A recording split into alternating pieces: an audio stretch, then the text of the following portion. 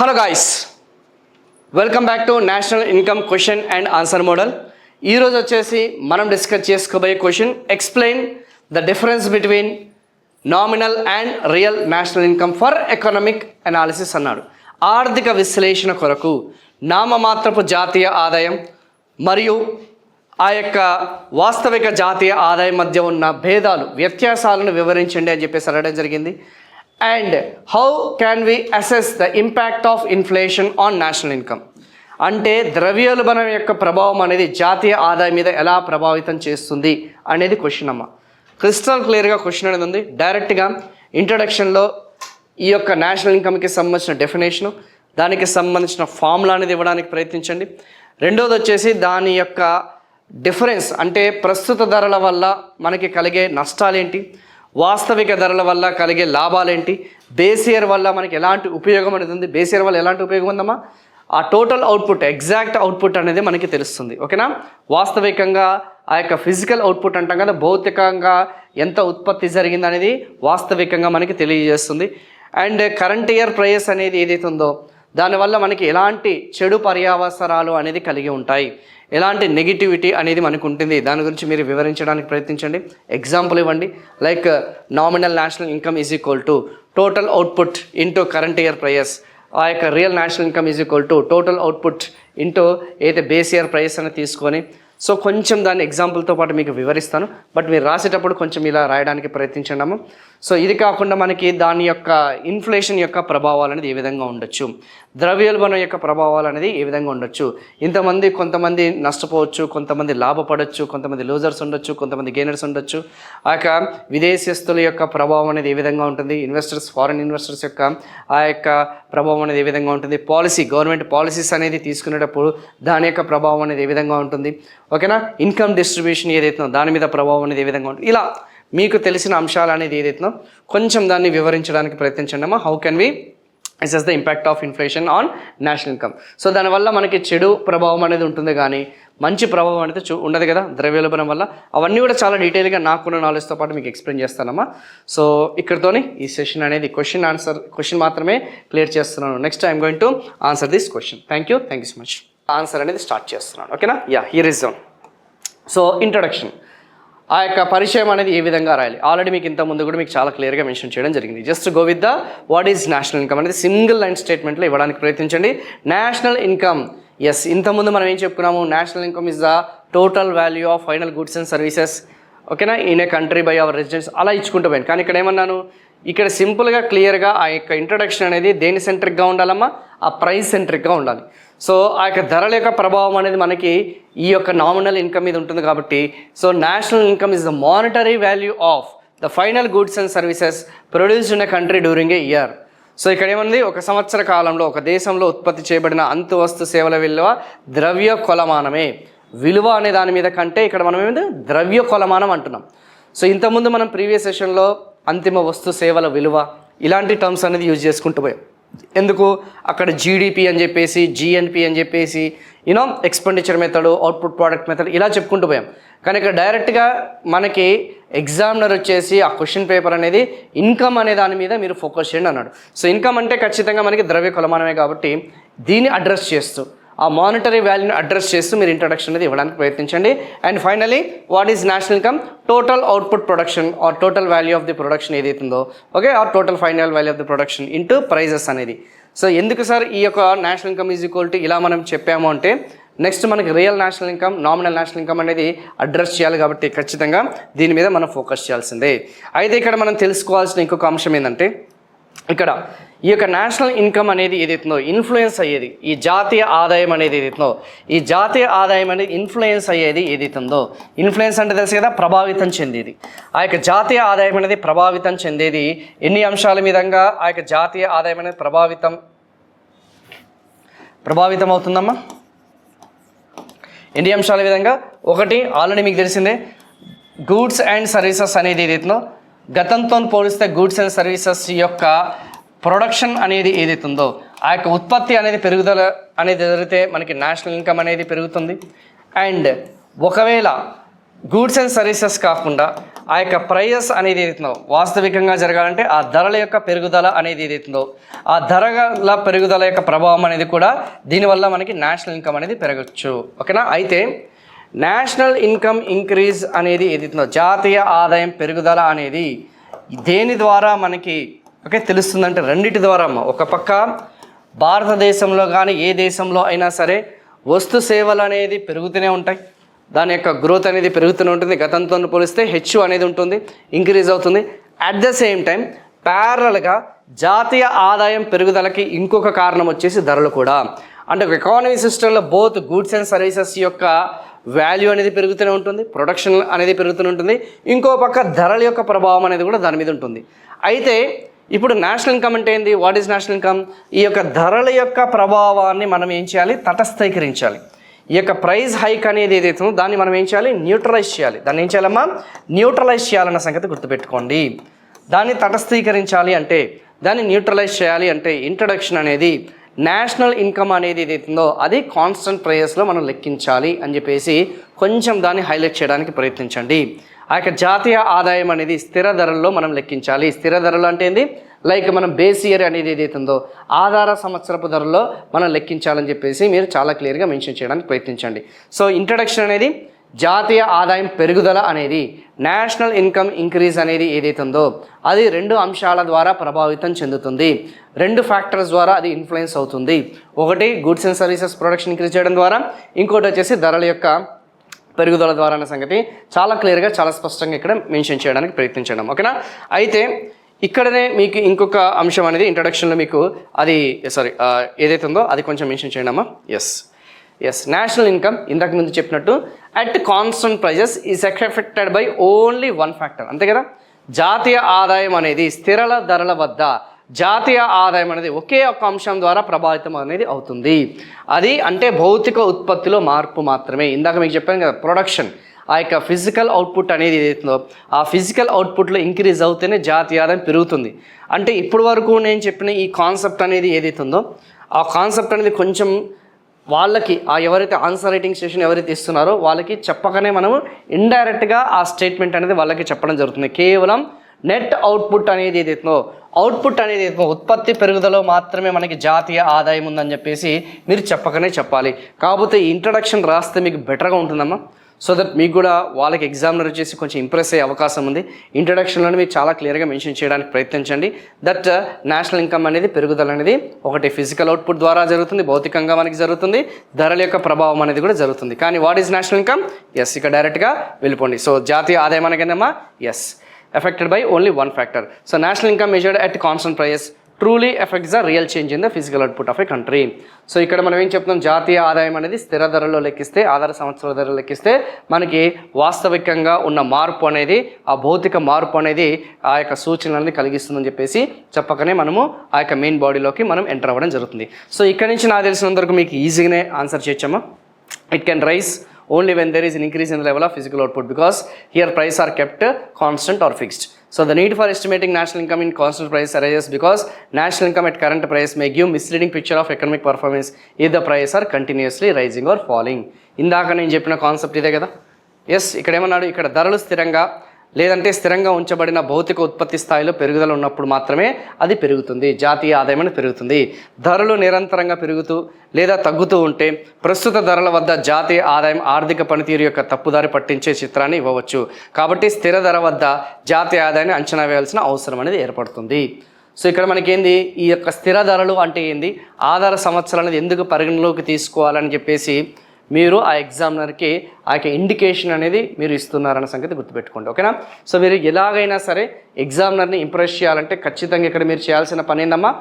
First ఈ యొక్క nominal national income and real national income అనేది కాకుండా అసలు కాన్స్టెంట్ ధరల్లోనే మనము నేషనల్ ఇన్కమ్ని ఎస్టిమేట్ చేయాలి అని చెప్పేసి ఒక చిన్న ఆ యొక్క పిక్చర్ అనేది మీరు ఇవ్వడానికి ప్రయత్నించండి. జాతీయ ఆదాయం అనేది స్థిర ధరల ప్రస్తుత ధర అనేది కాకుండా ఏదైతే మనం చెప్పుకున్నాం రియల్ అవుట్పుట్ అనేది ఏదైతే ఉందో ఫిజికల్ అవుట్పుట్ అనేది పెరుగుదల మాత్రమే జాతీయ ఆదాయం అని చెప్పేసి చాలా క్లియర్గా వాళ్ళకి మెన్షన్ చేయడానికి ఆ ఇన్ఫర్మేషన్ అనేది ఇవ్వడానికి ప్రయత్నించండి.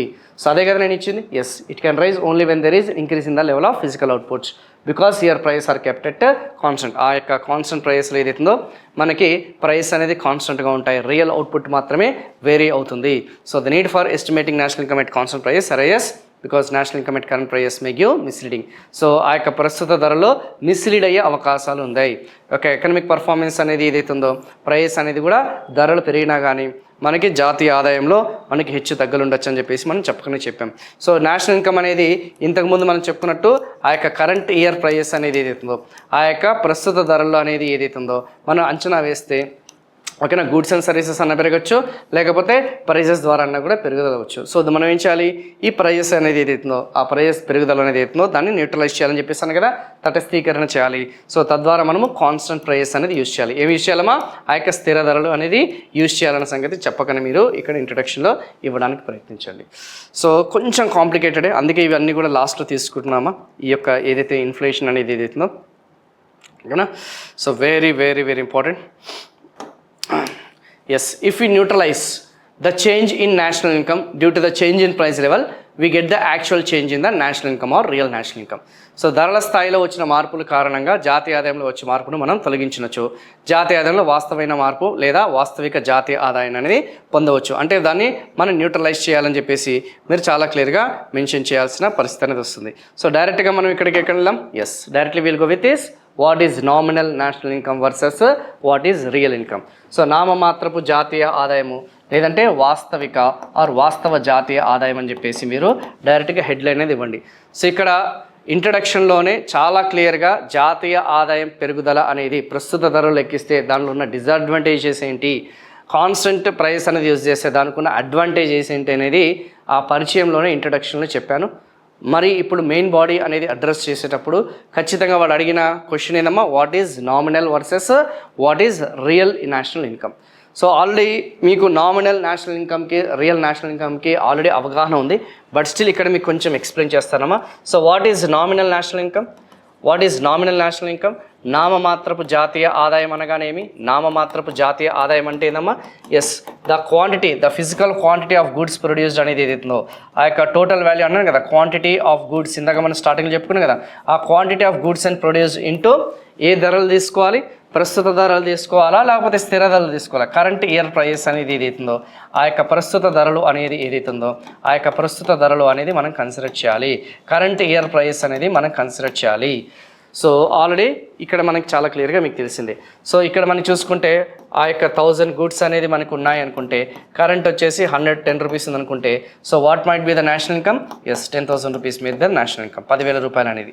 సో గతంతో పోలిస్తే ఈసారి ధరలు అనేది పెరిగే అవకాశం ఉంది కాబట్టి, చేంజెస్ అనేది అవకాశం ఉంది కాబట్టి, సో అది ఆ ధరల పెరుగుదల వల్ల కూడా మన నేషనల్ ఇన్కమ్ అనేది కూడా పెరిగే అవకాశం ఉంది కాబట్టి జనరలైజ్డ్గా దానికి సంబంధించిన ఆ యొక్క ఇంట్రడక్షన్ అనేది ఇవ్వండి అమ్మా. At the same time nominal national income, so దానికి సంబంధించిన ఆ యొక్క ఇన్ఫర్మేషన్ అనేది మీరు కొంచెం ఇక్కడ ఇవ్వడానికి ప్రయత్నించండి. So nominal national income GDP refers to the estimate the total value of goods and services produced within the geographical boundary of a country during a financial year calculated at current prices. So నామమాత్రపు జాతీయ ఆదాయం అనగా మన భారతదేశంలో వస్తు సేవలు అంతే కదా, మన భారతదేశం అదే ఇంతకుముందు మనం చెప్పుకున్న జీడిపి యొక్క డెఫినేషన్ ఏదైతుందో అదే మీరు ఇక్కడ రిప్రజెంట్ చేయడానికి ప్రయత్నించండి. ఒక దేశంలో ఒక నిర్దిష్ట కాలంలో ఓకేనా ఆ జాతీయులచే ఆ పౌరులచే ఉత్పత్తి చేయబడిన అంతిమ వస్తు సేవల విలువ ప్రస్తుత ధరలను పరిగణలోకి తీసుకొని మనం అంచనా వేస్తే దాన్ని మనం ఏమంటామా, ఎస్ నామినల్ నేషనల్ ఇన్కమ్ అని చెప్పేసి అంటాం, నామమాత్రపు జాతీయ ఆదాయం అంటాం. ఇక్కడ మీరు క్లియర్గా మెన్షన్ చేయాల్సిందంటే నామినల్ నేషనల్ ఇన్కమ్ అనేది కరెంట్ ఇయర్ ప్రైస్లోనే మనం లెక్కించాలి అని చెప్పేసి. సో అక్కడ జీడిపి డెఫినేషన్ ఎక్కడ వాడట్లేదమ్మా, నేను జిఎన్పి డెఫినేషన్ కూడా ఎక్కడ వాడట్లేదు. ఇక్కడ నామినల్ నేషనల్ ఇన్కమ్ డెఫినేషన్ అనేది ప్రస్తుత ధరలను హైలైట్ చేయాలన్న సంగతి గుర్తుపెట్టుకోండి. So while calculating the nominal national income GDP the value of the goods produced in that year is calculated using the price of the same year. అదే కదా నేను చెప్పింది ఇప్పటివరకు. నేను చెప్పింది నామినల్ నేషనల్ ఇన్కమ్ అనేది స్టేట్మెంట్ పరంగా కాకుండా quantity of goods and services produced అనేది ఏదైతే వస్తు సేవల యొక్క పరిమాణం అనేది ఏదైతుందో ఆ సంవత్సరం ధరని ఆ కరెంట్ ఇయర్ అనేది ఏదైతే ప్రస్తుత ధరలు మేబీ మీరు ఒకవేళ 25లో మెయిన్స్ రాస్తే 2025, 26 ఏదైతే మెయిన్స్ రాస్తే 26 అనేది 2026 అనేది మీరు అక్కడ మెన్షన్ చేయడానికి ఎగ్జాంపుల్ అనేది మెన్షన్ చేయడానికి ప్రయత్నించండి. ఓకేనా? సో కొంచెం ఆ నామినల్ నేషనల్ ఇన్కమ్ అంటే ఏందనేది కొంచెం హైలైట్ చేయడానికి ప్రయత్నించండి అమ్మా. So for example, if the nominal national income for the 2023-2024 is calculated is a current year of that year, it is referred as nominal GDP. 2023లో ఎంత వస్తువుల ఉత్పత్తి జరిగింది అండ్ దానికి సంబంధించిన ప్రస్తుత ధరలను తీస్తే అదే మనకి నామినల్ నేషనల్ ఇన్కమ్. సో దానికి సంబంధించిన తెలుగు మీడియం అమ్మ. సో జీడిపి అనేది నామమాత్రపు జీడిపి ఆర్ నేషనల్ ఇన్కమ్ అనేది ఒక ఆర్థిక సంవత్సరంలో ఒక దేశం యొక్క భౌగోళిక సరిహద్దులో ఉత్పత్తి చేయబడిన వస్తువులు మరియు సేవల మొత్తం ద్రవ్య విలువను ప్రస్తుత మార్కెట్ ధరల ప్రకారం లెక్కించడాన్ని సూచిస్తుంది. నామమాత్రపు జీడిపి లెక్కించినప్పుడు ఆ సంవత్సరంలో ఉత్పత్తి చేయబడిన వస్తువుల విలువను అదే సంవత్సరపు ధరలో ఉపయోగించి లెక్కిస్తారు. ఆల్రెడీ ఇదంతా కూడా ఇంతకుముందు ఇంగ్లీష్లో చెప్పాను, ఇప్పుడు తెలుగులో చెప్తున్నాను. ఉదాహరణకు 2023-24 సంవత్సరానికి జాతీయ ఆదాయాన్ని ఆ సంవత్సర ప్రస్తుత ధరలను ఉపయోగించి లెక్కించినట్లయితే దాన్ని నామమాత్రపు జీడిపిగా సూచిస్తారు. ఐ థింక్ వెరీ సింపుల్గా ఉందమ్మా. ఓకేనా? So hope I just given some clarity. So nominal national income or nominal income can increase due to price hikes and thus it does not reflect the true economic growth. So ఒక పక్క nominal national income గురించి చెప్పకనే చెప్తూ అందులో ఉన్న లోపాలు అనేది ఏదైతే వివరించండి. ఎందుకు లోపాలను గురించి ఎందుకు మనం హైలైట్ చేయాలంటే రియల్ నేషనల్ ఇన్కమ్ని మనం ప్రామాణికంగా తీసుకుంటున్నాం కాబట్టి. సో మనం ఇప్పుడు జాతీయ ఆదాయం లెక్కించాలంటే రియల్ నేషనల్ ఇన్కమా నామమాత్రపా? ఆబ్వియస్లీ రియల్ నేషనల్ ఇన్కమే కదా. సో రియల్ నేషనల్ ఇన్కమ్ని మనం ప్రామాణికంగా తీసుకుంటున్నాం కాబట్టి నామినల్ నేషనల్ ఇన్కమ్లో ఉన్న ఆ యొక్క లోపాలని కొంచెం చేయండి. ఎందుకంటే స్టార్టింగ్లో మీకు చెప్పినట్టు ఆ nominal national income can increase, జాతీయ ఆదాయం అనేది పెరుగుదల అనేది ధరల యొక్క పెరుగుదల వల్ల కూడా కావచ్చు. It does not reflect true economic growth. ఇది వాస్తవికంగా మన యొక్క వృద్ధి రేటుని సూచించదు, ప్రతిబింబించదు అని చెప్పేసి మీరు చెప్పండి. So when there is high inflation, ఒకవేళ ఆర్థిక వ్యవస్థలో అధిక ద్రవ్యోల్బణం అనేది కలిగి ఉంటే nominal GDP will be higher but it does not indicate actual economic progress. అంతే కదా? సో ఆబ్వియస్లీ నామినల్ జీడిపిలో ఉన్న లోపం అనేది చాలా క్లియర్గా చాలా స్పష్టంగా మీరు వివరించడానికి ప్రయత్నించండి. So when there is high inflation, అధిక ద్రవ్యోల్బణం ఉండడం వల్ల జీడిపి అనేది మనకి అధికంగానే కనిపిస్తుంది. ఎందుకంటే ఇక్కడ వాస్తవికంగా యాక్చువల్ అవుట్పుట్ అనేది కాదు. సో ధరల యొక్క పెరుగుదల ప్రభావం అనేది చాలా క్లియర్గా కనిపిస్తుంది. అదే మన ఆర్థిక పురోగతిని సూచించదన్నది చాలా క్లియర్గా మనకి తెలిసిపోతుందమ్మా. ఓకేనా? సో తెలుగులో ఉంది, ఇంగ్లీష్లో ఉంది. కొంచెం నామినల్ నేషనల్ ఇన్కమ్ గురించి వివరిస్తూ దానికి సంబంధించిన కొంచెం లోపాలు అనేది వివరిస్తూ మీరు తర్వాత రియల్ నేషనల్ ఇన్కమ్కి వెళ్ళిపోండి. ఓకేనా? So represents the monetary value of income earned by given period without adjusting the inflation. So ఇది ఇన్ఫ్లేషన్ అడ్జస్టింగ్ లేకుండా ఇది చేస్తున్నాం అనేది ఆల్రెడీ ఇది మీకు ఇంతకుముందు క్లియర్గా చెప్పానమ్మా. So very very important. Now coming to the real national income. Real national income అంటే ఏంది? రియల్ జీడిపి అనేది వాస్తవికంగా చెప్పాలంటే ధరల యొక్క పెరుగుదల అనేది తటస్థీకరిస్తుంది. ఇది వాస్తవికంగా భౌతికపరమైన ఉత్పత్తి పెరుగుదల అనేది మాత్రమే సూచిస్తుంది. ఎక్స్టర్నల్ ఫ్యాక్టర్స్, అధిక ద్రవ్యోల్బణం కానీ లేకపోతే ఏదైతే డిఫ్లేషన్, ప్రతి ద్రవ్యోల్బణం అనేది ఏదైతుందో వాటికి సంబంధించిన ఆ యొక్క ప్రభావం అనేది దీని మీద పడదు అనేది రియల్ నేషనల్ ఇన్కమ్. ఎందుకు రియల్ నేషనల్ ఇన్కమ్ అనేది దీన్ని మనము ఎస్టిమేట్ చేసేటప్పుడు ఆధార సంవత్సరాన్ని మనం ప్రామాణికంగా తీసుకుంటాం. ఐ థింక్ ఆ యొక్క బేస్ ఇయర్ అనేది ఏదైతుందో ఆ బేస్ ఇయర్ని మనం ప్రామాణికంగా తీసుకుంటాం కాబట్టి. సో ఓకేనా? So real GDP refers to the value of goods and services produced within a country during a financial calculated at constant price. ఆ యొక్క స్థిర ధరలు అనేది మనం లెక్కిస్తున్నాం. So unaffected by the inflation, ఆ యొక్క ఇన్ఫ్లేషన్ వల్ల ఎటువంటి ప్రభావం, ద్రవ్యోల్బణం వల్ల ఎటువంటి చెడు ప్రభావం కానీ ప్రభావం అనేది చూపించదు. It reflects the actual amount of goods and services we can buy with your income. ఇది వాస్తవికంగా చెప్పాలంటే ఎంత ఆదాయం పెరుగుదల అనేది మనకి సూచిస్తుందన్న సంగతి క్లియర్గా తెలిసిపోతుంది. So the estimations of national income is taken at some constant base year price for the purpose of comparing the national income over different years. ఓకేనా? సో ఇక్కడ ఏమన్నాడు, మనము రెండు సంవత్సరాల మధ్య జాతీయ ఆదాయం యొక్క పెరుగుదల అనేది ఏదైతుందో ఒక ఆధార సంవత్సరాన్ని మనం పరిగణలోకి తీసుకొని మనం జాతీయ ఆదాయాన్ని అంచనా వేస్తున్నామని చెప్పేసి ఫర్ ఎగ్జాంపుల్ చెప్తానమ్మా. లైక్ మీకు ఇంకా క్లారిటీగా చెప్తాను. ఇప్పుడు మనకి బేస్ ఇయర్ ఎంత 2000. అంటే ప్రాక్టికల్గా ఇవన్నీ కూడా చెప్పడానికి చాలా ఈజీ ఉంది సార్ అసలు ఎలా మనకి ఇది వర్కౌట్ అవుతుందని మీకు కొంచెం ఎక్స్ప్లెయిన్ చేస్తాను. సో 2011లో చూసుకుంటే లెట్ అస్ అజ్యూమ్ ఆ యొక్క ఆనియన్స్ అనేది ఏదైతుందో ఆ ఆనియన్స్ వదిలేసేయమ్మా. లైక్ ఫర్ ఎగ్జాంపుల్ ఈ యొక్క 2011కి సంబంధించింది ఓకేనా, లైక్ బుక్స్ అయి ఉండొచ్చు, లేకపోతే పెన్స్ అయి ఉండొచ్చు, లేకపోతే వాట్ ఎవర్ ఇట్ ఈస్ ఓకేనా, బుక్స్ కానీ పెన్స్ కానీ సమ్ చిన్న ఎలక్ట్రానిక్కి సంబంధించిన చిన్న గూడ్స్ బ్యాటరీలు అవన్నీ కూడా ఉండొచ్చు. మేబీ ఆ ప్రోడక్ట్ కాస్ట్ వచ్చేసి యావరేజ్గా ఒక 10 రూపీస్ అనుకుంటాం. ఈచ్ ప్రోడక్ట్ వచ్చేసి ఒక్కొక్క ప్రోడక్ట్ వచ్చేసి 10 రూపీస్ అనుకుంటాను. And there might be same 10 products each 10 rupees. So వాస్తవికంగా చెప్పాలంటే ద టోటల్ అవుట్పుట్ వచ్చేసి 100 రూపీస్. ఓకేనా? సపోజ్ ఈ 2011 అనేది ఏదైతుందో ఈ 2011 అనేది బేస్ ఇయర్గా తీసుకుందాం. బేస్ ఇయర్ అంటే తెలుసు కదా, దీన్ని మనం బేస్ ఇయర్గా తీసుకున్నాం ఆల్రెడీ. ఆ బేస్ ఇయర్ ప్రైస్ వచ్చేసి 10 రూపీస్. ఇప్పుడు మనం 2025లో చూసుకుంటే అదే బుక్కు, అదే పెన్ను, అదే ఎలక్ట్రానిక్ ఐటము, అదే బ్యాటరీ, అదే పెన్ను, అదే onions, what ever it is, అది వచ్చేసి ఫర్ ఎగ్జాంపుల్ ఇంతకుముందు 10 ప్రోడక్ట్స్ అనేది మనకి ప్రొడ్యూస్ అయ్యాయి. ఇప్పుడు ఒక్కొక్క ప్రోడక్ట్ వచ్చేసి ఏదైతే 10 రూపీస్ కాదు, లెట్ అస్ అజ్యూమ్ ఒక్కొక్క ప్రోడక్ట్ వచ్చేసి 11 రూపీస్ అంటే ఈ 11 అనేది ఏదైతే ఉందో, ఓకేనా, 11 రూపీస్ అనేది ఉంది. 10 ప్రోడక్ట్స్ అనేది మనకి పెరుగుదల నమోదైంది. సో ఆటోమేటిక్గా ఇంటూ 10 అనేది వేస్తే మనకి ఎంత వచ్చిందమ్మా? 110 రూపీస్. అంతే కదమ్మా? 11 రూపీస్ ఇంటూ 10 ప్రోడక్ట్స్ ఎంత? 110. సో ఇప్పుడు లెట్ అస్ అజంప్షన్ మాత్రమే 2025లో కూడా అదే ప్రోడక్ట్స్ అనేది మనకి తయారయ్యాయి, అవే ప్రోడక్ట్స్, కానీ ఆ యొక్క ప్రైజెస్ అనేది ఏదైతుందో, ధరలు అనేది ఏదైతుందో 11 రూపీస్ ఉంది. ఇప్పుడు ఫిజికల్గా చెప్పాలంటే ఆ యొక్క నేషనల్ ఇన్కమ్ ఎంత? 110 రూపీస్. మళ్ళీ రిపీట్ చేస్తున్నానమ్మా. ఆ యొక్క బుక్ కానీ, పెన్ను కానీ, ఎలక్ట్రానిక్ ఐటెం కానీ, ఆ యొక్క బ్యాటరీ కానీ, ఆనియన్స్ కానీ మొత్తం 10 ప్రోడక్ట్స్ అనేది మనం ప్రొడ్యూస్ చేసాము 2011 సంవత్సరంలో. అండ్ 10 రూపీస్ అనేది ఏదైతుందో ఒక్కొక్క ప్రోడక్ట్ యొక్క ఈచ్ కాస్ట్. అప్పుడు మనకి నేషనల్ ఇన్కమ్ వచ్చేసి టోటల్ నేషనల్ ఇన్కమ్ అనేది 100 రూపీస్ ఉంది. Let us assume. So base year అనేది ఇప్పుడు ఏదైతే ఉందో సాధారణంగా మనం తీసుకుంది 10 రూపాయలు అనేది ధర, బేస్ ఇయర్ ధర అనేది మనం తీసుకున్నాం, ఆధార సంవత్సరానికి సంబంధించిన ధర. ఇప్పుడు మనం ఈ రెండింటిని కూడా కదా కంపేర్ చేయాల్సింది. ఇప్పుడు ఈ సంవత్సరంలో మనకి నేషనల్ ఇన్కమ్ అనేది ఏదైతుందో లెట్ అస్ అజ్యూమ్ 2011లో 2025లో అంతే ఉత్పత్తి జరిగింది అనుకుందాం. ఇప్పుడు 2026 చూసుకుంటే ప్రోడక్ట్స్ అనేది ఏదైతే ఉందో 15 కదమ్మా, ప్రోడక్ట్స్ అనేది 20 ప్రోడక్ట్స్ అనేది ప్రొడ్యూస్ అయ్యాయి. 20 ప్రోడక్ట్స్ అని ప్రొడ్యూస్ అయ్యాయి. ఆ యొక్క ప్రైస్ అనేది ఏదైతే ఉందో, ఓకేనా, ఆ ప్రైస్ అనేది ఏదైతుందో 11 రూపీస్ బదులు ఆ ప్రైస్ వచ్చేసి మనకి 11 రూపీస్ అనేది కాకుండా ఫర్ ఎగ్జాంపుల్ మనకి ఆ ప్రైస్ వచ్చేసి అనుకుందాం, ఎందుకంటే నెక్స్ట్ ఇయర్ మనకి పెరుగుదల నమోదవ్వదు, 22 రూపీస్ అనేది మనకి పెరిగింది అనుకుందాం. ఎంత పెరిగిందమ్మా? 22 రూపీస్ అనేది పెరిగింది. లేదు మాకు క్లారిఫికేషన్ కావాలి సార్ అని అనుకుంటే లెట్ అస్ అజ్యూమ్ ఇప్పుడు ప్రోడక్ట్ అనేది ఏదైతే 10 ఉన్నాయి, ఈ ప్రోడక్ట్ అనేది మనకి 10 కాకుండా మనకి 20 పెరిగాయి. ఈ ప్రైస్ అనేది ఇక్కడ 11 రూపీస్ అనేది ఉంది.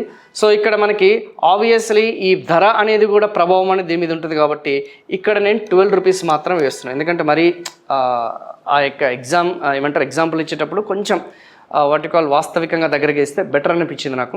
సో ఇప్పుడు చూడండి, what is national income? 12 into 2 ఎంత? 240 రూపీస్, 240 రూపాయలు.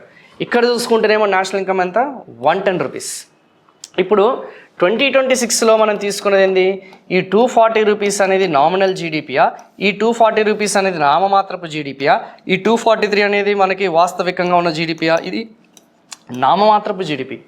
ఎందుకంటే ఈ ప్రైస్ అనేది ఏదైతే ఉందో ఈ ప్రైస్ అనేది ప్రస్తుత ధరలో తీసుకున్నామా, ఈ ప్రైస్ అనేది బేస్ ఇయర్ ధరలో తీసుకున్నామా, ఈ ప్రైస్ అనేది ఏదైతే ఉందో ఇది ప్రజెంట్ ఇయర్ అనేది ఏదైతుందో ఆర్ కరెంట్ ఇయర్ ఏదైతే ఉందో ప్రస్తుత ధరలు అనేది మనం కన్సిడర్ చేశాము. యాక్చువల్గా చెప్పాలంటే ఇక్కడ నేషనల్ ఇన్కమ్ 110 రూపీస్ అనేది మనకి కాదు, ఇక్కడ చెప్పాలంటే నేషనల్ ఇన్కమ్ అనేది 240 రూపీస్ కూడా కాదు. వాస్తవికంగా చెప్పాలి అంటే 2025లో కూడా చూసుకుంటే product is equal to 10, price అనేది కూడా ఈజ్ ఈక్వల్ టు 10 రూపీసే తీసుకోవాలి. వాస్తవికంగా చెప్పాలంటే అదే 100 రూపీస్ నేషనల్ ఇన్కమ్.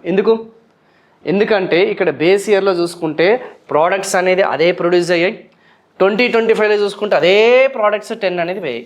మరి జాతీయ ఆదాయం పెరుగుదల అనేది ఇక్కడ ఎందుకైందమ్మా? 110 రూపీస్ అనేది కేవలం ధరలు 11 రూపాయలు, అంటే 10 రూపాయల నుంచి 11 రూపాయలు పెరగడం వల్లనే మనకి జాతీయ ఆదాయం అనేది ఇక్కడ 110 రూపీస్ పెరిగింది. ఫిజికల్ అవుట్పుట్లో ఏమైనా చేంజ్ ఏమైనా ఉందా? భౌతికపరమైన ఆ యొక్క మార్పు ఏమైనా ఉందంటే ఎటువంటి మార్పు లేదు.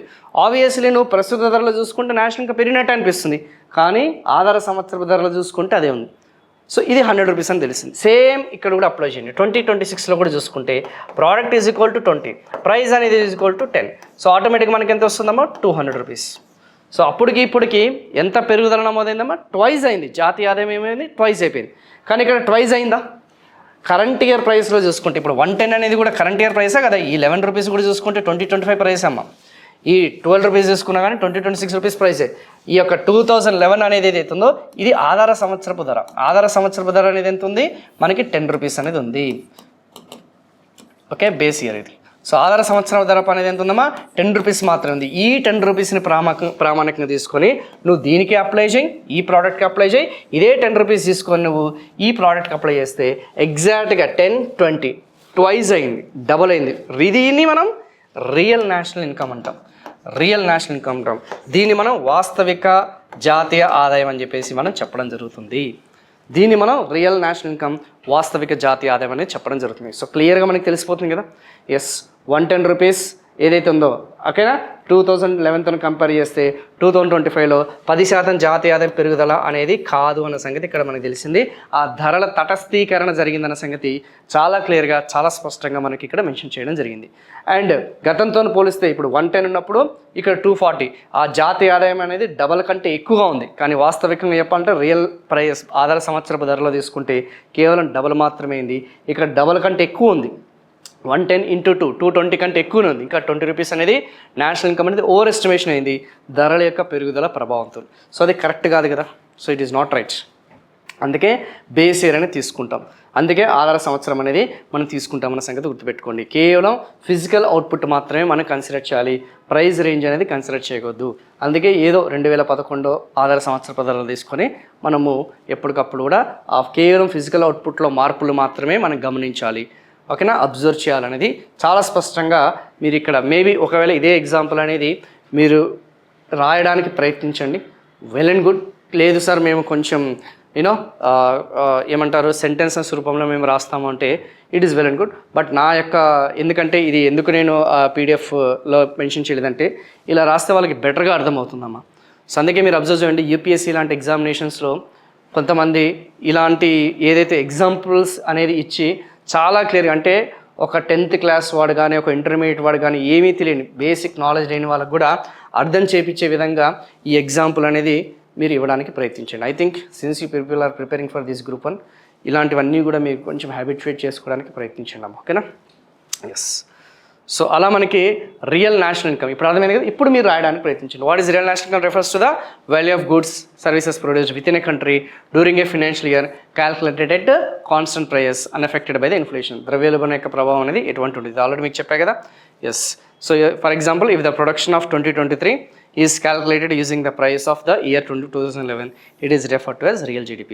It represents the purchasing power of nominal income adjusted for the inflation. అంతే కదా. ఈ యొక్క నామమాత్రపు ఆదాయాన్ని ఆ యొక్క ద్రవ్యోల్బణంతో మనం అడ్జస్ట్ చేస్తున్నాము, సర్దుబాటు చేస్తున్నాం అనేది మీరు కొంచెం దాన్ని హైలైట్ చేయడానికి ఫోకస్ చేయండి. ఓకేనా. మళ్ళీ ఇక్కడ ప్రైస్ డిఫ్లేటర్ ఇవన్నీ కూడా మెన్షన్ చేయాల్సిన అవసరం లేదమ్మా. నిజ ఆర్ వాస్తవిక ఆదాయం ద్రవ్యోల్బణం కోసం సర్దుబాటు చేయబడిన నామమాత్రపు ఆదాయం. ద్రవ్యోల్బణం కోసం సర్దుబాటు చేయబడిన నామమాత్ర ఆదాయం యొక్క కొనుగోలు శక్తిని సూచిస్తుంది.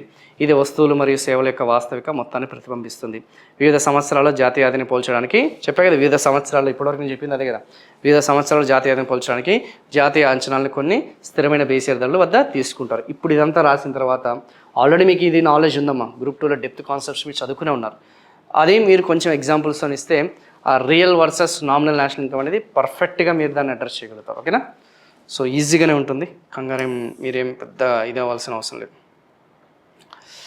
So national income is first collected at current prices and then constant prices, then it constant price for eliminating the effect of any changes in price. ఓకేనా. జాతీయ ఆదాయం మొదట ప్రస్తుత ధరలు సేకరిస్తారు, తర్వాత నిర్దిష్ట స్థిర ధరలో గణిస్తారు. తద్వారా కాలంలో ధరల మార్పుల ప్రభావాన్ని తగ్గించవచ్చు. So real GDP reflects the true capacity of the economy. అంతే కదా. ఆ యొక్క వాస్తవిక జీడిపి అనేది మన యొక్క ఆర్థిక వ్యవస్థకి సంబంధించిన సరైన ఉత్పత్తి అనేది ఏదైతుందో ఆ యొక్క సామర్థ్యాన్ని ప్రతిబింబిస్తుంది. At it eliminates infection of inflation. I think ఇవన్నీ కూడా కొంచెం యూజ్ చేసుకున్నాము. డిఫ్లేటర్ యొక్క సహాయం అనేది యూజ్ చేస్తున్నాం అని చెప్పేసి. సో కొంచెం దాని మీద ఈ యొక్క ఫార్ములా అనేది ఎత్తాం. Real national income is equal to nominal national income by price deflator into 100. So అది కొంచెం చేయండి. ఆటోమేటిక్గా ఎగ్జామినర్కి అక్కడ మీకు పడిపోయే అవకాశం ఉంది. Now what might be the impact of inflation on national income. డైరెక్ట్గా ఆ యొక్క జాతీయ ఆదాయంపై ఎలాంటి ప్రభావం అని చూపిస్తుంది. Distortion of economic growth. If national income increases in nominal terms but inflation rises at higher rate, real income may stagnant or decline, misleading to economic growth assessments. Obviously మన నేషనల్ ఇన్కమ్ లెక్కలు అనేది, జాతీయ ఆదాయపు అంచనాలు అనేది దేనికోసం ఉపయోగిస్తామా? Policy decision making, ప్రణాళికలు, స్ట్రాటజీస్, వ్యూహాలు రచన అనేది మనం చేస్తుంటాం. సో ఆబ్వియస్లీ అవి దెబ్బపడే అవకాశం ఉందా లేదా? మన యొక్క ఎకనామిక్ గ్రోత్ అనేది ఏమవుతుందమ్మా, ఓవర్ ఎస్టిమేషన్ అయ్యే అవకాశం ఉందా లేదా? సో ఆబ్వియస్లీ ఆ డిస్టార్షన్స్ అనేది జరుగుతాయి. ఆ యొక్క ఎకనామిక్ గ్రోత్ అనేది ఏదైతుందో, ఓకేమా, ఆ యొక్క ఆర్థిక వృద్ధి అనేది ఏదైతుందో, వక్రీకరణ అనేది ఏదైతుందో, ఆ వక్రీకరణ అనేది జరుగుతున్న సంగతి గుర్తుపెట్టుకోండి. సో వాస్తవికంగా చూపించదు, వాస్తవికంగా మన వృద్ధి రేట్ అనేది ఎంతనే చూపించింది. ఇందాక చెప్పే కదా, 100 రూపాయలు ఉన్నది 200 రూపాయలు అవ్వాలి, కానీ ఇక్కడ ఏమైంది, 110 రూపీస్ 240 రూపీస్ అనేది అయింది. సో ఆబ్వియస్లీ కొంచెం మనం అంచనాలు అనేది తప్పు వేసే అవకాశం ఉంది, ఫ్యూచర్లో తప్పటి అడుగులు వేసే అవకాశం ఉంది while implementing the policy decisions. ఆ యొక్క విధాన యొక్క రూపకల్పనలో ఏమన్నా తప్పులున్నా కానీ సో వాస్తవికంగా చెప్పాలంటే అది మనకి కొంచెం చెడు జరిగే అవకాశాలు ఉన్నాయి. ఎరోజన్ ఆఫ్ పర్చేసింగ్ పవర్, కొనుగోలు శక్తి క్షీణత. So high inflation reduce the real income of individuals and business, decreasing their ability to buy goods and services. Yes, ఆ యొక్క అధిక ద్రవ్యోల్బణం వ్యక్తులు మరియు వ్యాపారాల యొక్క వాస్తవిక ఆదాయాన్ని తగ్గిస్తుంది. ఇప్పుడు దాని యొక్క ప్రభావం అనేది కన్జ్యూమర్ క్లాస్ మీద ఎలా పడుతుందని మీ అందరికీ తెలిసిందే. ఫర్ ఎగ్జాంపుల్, నీకు ఈ సంవత్సరం వచ్చేసి అజంప్షన్ మాత్రమే ఒక 30,000 రూపీస్ అనేది నీ యొక్క ఇన్కమ్ అనుకుందామా. నీ యొక్క ఆదాయం ఎంత? 30,000. సో మేబీ ఆ యొక్క ప్రోడక్ట్ ఆ యొక్క ఉత్పత్తికి సంబంధించిన ప్రైస్, ప్రోడక్ట్కి సంబంధించిన ప్రైస్ వచ్చేసి ఆన్ అండ్ యావరేజ్గా let us assume for example 100 rupees ఉందనుకుందాం ఈచ్ ప్రోడక్ట్ యావరేజ్గా. So obviously what is the basket of goods which you buy? నీకు ఎన్ని గుడ్స్ అనేది మనకి మార్కెట్లో నువ్వు బై చేయగలుగుతామో 30,000 into 100. So obviously on and యావరేజ్గా నువ్వు 300 goods and services, 300 types of goods and services అనేది నువ్వు కొనుగోలు చేస్తావు. ఫర్ ఎగ్జాంపుల్ ఇది 30,000 రూపీస్ అనుకుందాం. అంటే ప్రాక్టికల్గా మీకు చెప్తున్నానమ్మా, మన మీద ఎలాంటి ప్రభావం అనేది చూపిస్తుంది అనేది. లెట్ us అస్యూమ్ ఈ 30,000 రూపీస్ అనేది అలా పెట్టుకున్నామా. Please give 30,000 rupees like this only. ఇది వచ్చేసి నీ ఇన్కమ్, ప్రైస్ వచ్చేసి 100 rupees and basket of goods వచ్చేసి 300. ఓకేనా? ఇది ఐటమ్, నెంబర్ ఆఫ్ ఐటమ్స్, ఇది కాన్స్టెంట్స్. ఫర్ ఎగ్జాంపుల్ ఈ 30,000 అనేది ఏదైతుందో 30,000 మీ బాస్ లేకపోతే మీ ఎవరైతే కంపెనీకి సంబంధించి ఎవరైతున్నారో, నేను మీకు ఎవ్రీ ఇయర్ ఎలాగైతే మనకి హైక్, శాలరీ హైక్ అనేది ఎలా అవుతుందో, నీ శాలరీ హైక్ అనేది ఎస్పెషలీ సాఫ్ట్వేర్ ఇంజనీర్స్ ఎవరైతున్నారో వాళ్ళకి ఇది ఈజీగా అర్థమవుతుందమ్మా. నీ శాలరీ హైక్ అనేది 5% పెంచామన్నారు, జీతం పెరిగింది. ఇక్కడ నీకు గుర్తుపెట్టుకోండి, మార్కెట్లో వస్తు సేవల ధరలు పెరుగుతున్నప్పుడు ఖచ్చితంగా జీతం కూడా పెరుగుతుంది కదా. So obviously every year DA అని చెప్పేసి, టీఏ అని చెప్పేసి ఇది keep on increasing. So obviously ఇక్కడ మీరు క్లోజ్గా ఫోకస్ చేస్తే దాదాపు 1,500, అంటే 1,500 ప్లస్ 30,000 అంటే దాదాపు మనకి 31,500. నీ శాలరీ ఎంత? 31,500. నీకు ఈ 500 పెరగడం వల్ల, ఎవ్రీ మంత్ నీకు 500 పెరగడం వల్ల అదనంగా నీకు ఎన్ని గూడ్స్ అనేది మనకి లభ్యం అవ్వాలి, బాస్కెట్ ఆఫ్ గూడ్స్ అనేది. ఆబ్వియస్లీ నీకు 30,000 ఇంటూ 5% అనేది వేస్తే ఓకే 1,500 అంతే కదా. 1,500 వేస్తే ఆబ్వియస్లీ మనకి ఆ ప్రైస్ అనేది ఏదైతే 100 రూపీస్ కాబట్టి ఆబ్వియస్లీ 5 ఐటమ్స్, ఎన్ని ఐటమ్స్ అనేది ఎక్స్ట్రా రావాలి? ఆ యొక్క 5 ఐటమ్స్ అనేది నీకు ఎక్స్ట్రా రావాలి. అంటే ఎవ్రీ ఏదైతే బాస్కెట్ ఆఫ్ గుడ్స్ అనేది 300 నుంచి నీకు 5 ఐటమ్స్ పెరిగితే ఎవ్రీ మంత్ నీకు 305 ఐటమ్స్ అనేది నీకు రావాలి. అంటే బాస్కెట్ ఆఫ్ గుడ్స్ అనేది ఇంక్రీజ్ అవ్వాలి. అంటే నీ పర్చేసింగ్ పవర్ అనేది పెరగాల తగ్గాలా? నీ యొక్క కొనుగోలు శక్తి అనేది, నీ యొక్క ఆదాయం అనేది పెరిగితే నీ కొనుగోలు శక్తి అనేది కూడా పెరగాలి. కానీ ఇక్కడ వాస్తవికంగా ఏం జరిగింది? ఇప్పుడు నీకు ఈ ప్రైజెస్ అనేది 100 రూపీసే ఇంటూ నువ్వు బాస్కెట్ ఆఫ్ గుడ్స్ అనేది 300 వేసావు. సపోజ్ ప్రైస్ అనేది ఏదైతే ఉందో let us assume inflation rate వచ్చేసి 10% హైక్. మీ బాస్ హైక్ ఇచ్చే టైంలో మార్కెట్లో యావరేజ్గా ఉన్న బాస్కెట్ ఆఫ్ గుడ్స్ అనేది ఏదైతే ఉందో, మార్కెట్లో వస్తువుల యొక్క ధరలు ఏదైతే ఉందో, సరుకుల యొక్క ధరలు అనేది 10% హైక్ అయింది. 10% హైక్ అయింది అనుకుంటే ఆన్ అండ్ యావరేజ్గా 110 రూపీస్ అయింది. ఇప్పుడు 110 రూపీస్ ఇంటూ నువ్వు ఎవ్రీ ఇయర్ అనేది ఎంతమ్మా? 300 అంతే కదమ్మా. 300 అనేది నువ్వు ఆబ్వియస్లీ సో ఆటోమేటిక్గా నీకు వాస్తవికంగా ఖర్చు ఎంత? 33,000 రూపీస్.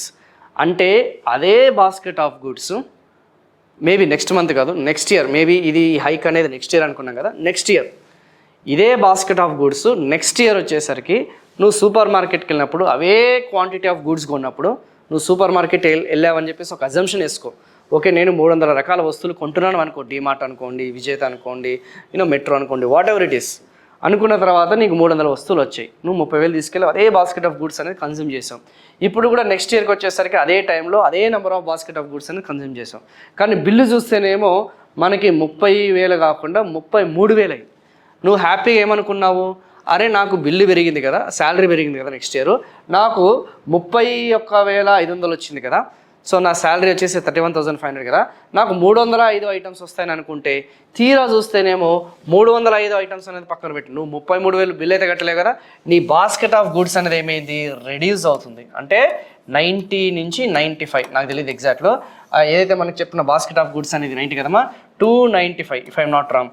ఆ 295 నుంచి ఆ 300 మధ్యలో ఆర్ 290 నుంచి మనకి 295 మధ్యలో మాత్రమే నీకు బాస్కెట్ ఆఫ్ గుడ్స్ అనేది నీకు అవైలబుల్గా ఉంటాయి.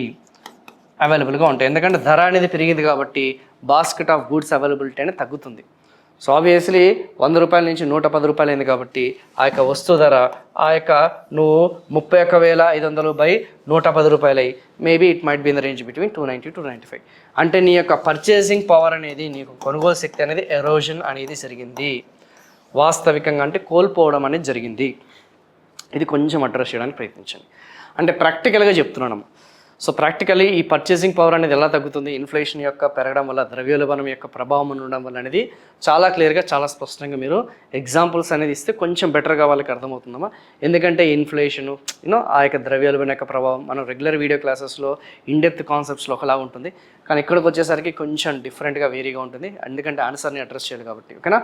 సో ఆ యొక్క price basket of goods 300 and price hike వచ్చేసి ఇన్ఫ్లేషన్. ప్రైస్ అంటే ఇన్ఫ్లేషన్, ఇక్కడ ఏం రాస్తారు, ఇన్ఫ్లేషన్. ద్రవ్యోల్బణం వచ్చేసి 10% కాబట్టి ఆబ్వియస్లీ పర్చేసింగ్ పవర్ అనేది పడిపోయింది. సో ఆ యొక్క ఇండివిజువల్స్ ఎవరైతున్నారో, ఆ యొక్క కన్జ్యూమర్స్ ఎవరైతున్నారో అలా పేదవర్గంలోకి మనం ఇంకా వెళ్ళడం జరుగుతుంది. సో మిడిల్ క్లాస్ వాడు లోవర్ మిడిల్ క్లాస్కి వస్తాడు, లోవర్ మిడిల్ క్లాస్ వాడు బీపీఎల్ క్లాస్కి వెళ్తాడు. సో అలా మనకి ఏదైతే ఉందో ఆ యొక్క ద్రవ్యోల్బణం యొక్క ప్రభావం అనేది ఇక్కడ క్లియర్గా కనిపిస్తుంది. రిచ్ బికమ్స్ ఎలా రిచర్ అవుతాడు సార్ అంటే, వాడు ఇంతకుముందు 100 రూపాయలకి అమ్మాడు, ఇప్పుడు 105 రూపాయలకి అమ్ముతున్నాడు. ఈజ్ 110 రూపీస్కి అమ్ముతున్నాడు.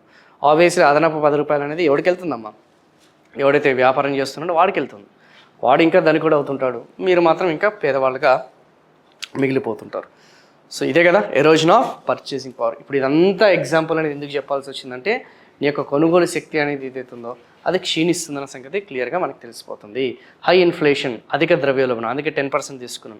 అధిక ద్రవ్య producers the real income of individual, నీ యొక్క వాస్తవిక ఆదాయం అనేది పడిపోతుంది. And business, okay, and decreasing their ability to buy goods and services. ఓకేనా. నీ యొక్క కొనుగోలు చేసే సామర్థ్యాన్ని అనేది తగ్గిస్తుందన్న సంగతి చాలా క్లియర్గా మనం ఇక్కడ మెన్షన్ చేయడం జరిగింది. ఓకేనమ్మా. Yes, uncertainty in investment and savings. Inflation discourages long term investments and savings as money loses value over a period of time, affecting the overall economy and instability. పెట్టుబడి మరియు పొదుపులలో అనిశ్చితి అనేది ఉంటుంది. సో ఇన్ఫ్లేషన్ అనేది దీర్ఘకాలికంగా పెట్టుబడిలోని ఏదైతుందో ఆ యొక్క ఏదైతే మంచి పొదుపును ఏదైతుందో దాని మీద చెడు ప్రభావం అనేది చూపిస్తుంది, ప్రభావితం చేస్తుంది అనేది క్లియర్గా తెలిసిపోతుంది. ఎందుకంటే మనకి దీర్ఘకాలికంగా చూసుకుంటే ఇన్ఫ్లేషన్ ఇంతకు ముందే చెప్పాను మీకు, over a period of time. ఈరోజు నీకు 30,000 రూపాయలు ఉన్న విలువ అనేది నీకు ద్రవ్యోల్బణం అనేది అధికంగా ఉన్నప్పుడు 10 రూపాయలు లేకపోతే 10%, 15%, 8% పెరిగే కొద్దీ నీ యొక్క సేవింగ్స్ మీద ఇంపాక్ట్ అవుతుందమ్మా. అంతకుముందు నువ్వేం చేసేవాడివి, నువ్వు ఫ్యామిలీ సపోజ్ 30,000 ఉందనుకో, 30,000 ఎవడు ఖర్చు పెట్టడమ్మా. 30,000లో ఒక 25,000 వాడు స్పెండ్ చేస్తూ మిగతా 5,000 అనేది సేవ్ చేసుకుంటూ పోతున్నాడు. ఇప్పుడు ఏమైంది దాని యొక్క ఇంపాక్ట్ అనేది అంటే, అదే ఎగ్జాంపుల్ తీసుకుంటున్నాము. I'm taking the same example. ఇందాక ఫుల్ 100% కన్జంప్షన్ అన్నాను, ఇప్పుడు అదే 30,000 తీసుకొని నేను ఈ డీమార్ట్కి వాడు 25,000కి వెళ్తాడు. ఒక పక్క 25,000 వర్త్ ఆఫ్ గుడ్స్కి వాడికి 250 వస్తువులు దొరకట్లేదు, 220 వస్తువులే దొరుకుతున్నాయి. అజంప్షన్. ఇప్పుడు ఏమైంది, ఇందులో 5,000 రూపాయలు సేవింగ్స్ చేశాడు. ఓకేనా, 30,000 రూపీస్ 5,000 సేవింగ్స్ చేశాడు. ఇప్పుడు ఏమైంది, వాడు 30,000 శాలరీ తీసుకెళ్ళాడు డీమార్ట్కి, అక్కడే 30,000 అయిపోయినాయి. ఎందుకంటే ద్రవ్యోల్బణం యొక్క ప్రభావం వల్ల నీ యొక్క పర్చేసింగ్ పవర్ అనేది క్షీణించడం అంటే ఎరోడ్ అయిపోయింది వల్ల.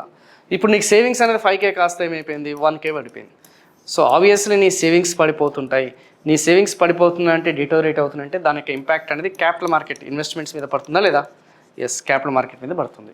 సో లాంగ్ టర్మ్ ఇన్వెస్ట్మెంట్స్ ఎవరైతే చేయాలనుకుంటున్నారో వాళ్ళకి అన్సర్టనిటీ అనమాట. ఏంది, మనం లోన్స్ ఇవ్వాలన్నా కానీ లోన్స్ తీసుకోవాలన్నా కానీ కొంచెం డిలే అవ్వడం, ఓకేనా.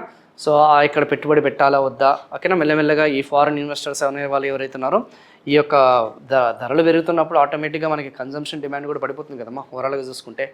సో అరే ధరలు పెరుగుతున్నాయి అంటే ఆబ్వియస్లీ బాస్కెట్ ఆఫ్ గుడ్స్ అనేది రిడ్యూస్ అవుతుంది కాబట్టి they will be spending less. కాబట్టి ఆబ్వియస్లీ ఇన్వెస్టర్స్ కూడా పెట్టుబడులు అనేది తీసేసి, ఓకేనా, ఆ పోర్ట్ఫోలియో ఇన్వెస్ట్మెంట్స్ అంటే కదమ్మా, ఆ పోర్ట్ఫోలియో ఇన్వెస్ట్మెంట్స్ అనేది తీసేసి వేరే దేశాల్లో ఎక్కడైతే ఎకనామిక్ గ్రోత్ అనేది ఆ యొక్క ఇన్ఫ్లేషన్ అది ఎక్కడైతే లిమిటెడ్గా ఉంటుందో అక్కడ వెళ్ళి వాళ్ళు ఇన్వెస్ట్ చేస్తుంటారు, ఓకేనా.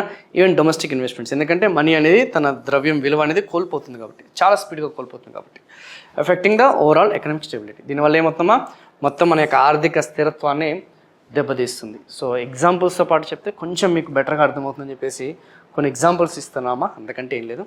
So that you people can easily, అంటే ఎగ్జాంపుల్స్తో పాటు మీరు ఫ్యూచర్లో ఎలాంటి క్వశ్చన్ అయినా సరే మీరు అడ్రస్ చేయాలనేదే now coming to the conclusion. So to ensure realistic assessment of economic growth, policymakers should prioritize real GDP over national GDP for informed decision making. So ఏదైతే మనం చెప్పుకున్నామో, సో వాస్తవికంగా మన యొక్క ఆర్థిక వృద్ధి అనేది మనం విశ్లేషించాలి అంటే ఆ యొక్క నామమాత్రపు జీడిపి కంటే వాస్తవిక జీడిపి అనేది ఏదైతే ఉందో దాన్ని మనం ప్రామాణికంగా తీసుకోవాలి. ఎందుకంటే విధాన రూపకల్పనలో అదే చాలా కీలకంగా ఉంటుంది కాబట్టి. So strengthening the data collection mechanism, adopting advanced inflation adjustment techniques and promoting sectorial reforms will enhance GDP accuracy. ఆ యొక్క జీడిపి అక్యురసీ అనేది పెరగాలి అంటే, ఓకేనా, సో మనకి లేటెస్ట్ అత్యాధునికమైన ఆ యొక్క ద్రవ్యోల్బణ తటస్థీకరణ సాధనాలు అనేది మనం ఉపయోగించాలి, అడ్వాన్స్ లెవెల్లో మనం ఉపయోగించాలి. ఆ డాటా కలెక్షన్ మెకానిజం అనేది అయితే దాన్ని బలోపేతం చేయాలి. ఆ యొక్క ఏదైతే మన సమాచార సేకరణ ఆ యొక్క వ్యవస్థని మనం బలోపేతం చేయాలి. అండ్ ఈ యొక్క సంస్కరణని తీసుకురావాలి. అండ్ ప్రమోటింగ్ సెక్టోరియల్ రిఫార్మ్స్, రంగాల వారీగా నిర్దిష్ట రంగాల వారీగా మనం సంస్కరణ తీసుకురావాలనేది కొంచెం ఫోకస్ చేయడం. So additionally integrating alternative economic indicators like GDP, per capital and human development can provide holistic view of economic progress. So ఆ యొక్క నేషనల్ ఇన్కమ్ ఇదేనే కాకుండా సో మిగతా అంశాలనేది కూడా ఇంటిగ్రేట్ చేసుకుంటే మనకి ఆ యొక్క హోలిస్టిక్ వ్యూ అనేది మనకు అందుతుందని చెప్పేసి క్లియర్గా మనకు తెలిసిపోతుంది, ఓకేనా. Very very very very important. So కొంచెం చూసుకున్నామా కంక్లూజన్, ముగింపు. సో ఆర్థిక వృద్ధి యొక్క వాస్తవిక అంచనాన్ని నిర్దేశించడానికి విధాన నిర్ణేతలు సమాచారంతో కూడిన నిర్ణయం తీసుకోవడం కోసం నామినల్ జీడిపి కంటే వాస్తవిక జీడిపి ప్రాధాన్యత ఇవ్వాలి. డాటా సేకరణ, సమాచారం కింద విధానాలను బలోపేతం చేయడం, అధునాతన ద్రవ్యోల్బణ సర్దుబాటు పద్ధతులను అవలంబించడం మరియు రంగాల వారీగా సంస్కరణలు ప్రోత్సహించడం వల్ల జీడిపి ఖచ్చితత్వం పెరుగుతుంది. అదనంగా తలసరి ఆదాయం, జీడిపి మరియు మానవాభివృద్ధి వంటి ప్రత్యామ్నాయ ఆర్థిక సూచికలను సమగ్రపరచడం వలన ఆర్థిక పురోగతి యొక్క సమగ్ర దృక్పథం అనేది లభిస్తుంది. So it's very simple. So ఇక్కడితోనే ఈ సెషన్ అనేది ఏదైతుందో దాన్ని కొంచెం కంక్లూడ్ చేస్తున్నానమ్మా. So thank you so much.